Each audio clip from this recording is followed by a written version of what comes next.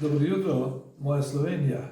Danes smo v materini hiši, kjer kot otrok sem tudi preživel moje otroštvo, ki se seveda civilizacijsko povezuje z Vipavsko, Soško dolino, s Furlanijo in Krasom. In mi smo kot stara družina črpali, ker smo bili trgovci, črpali iz starih korenin naših družin.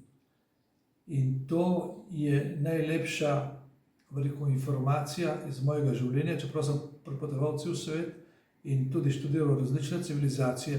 Tukaj je izvir in tukaj je tudi sestavni del naše velike kulture Oglejske.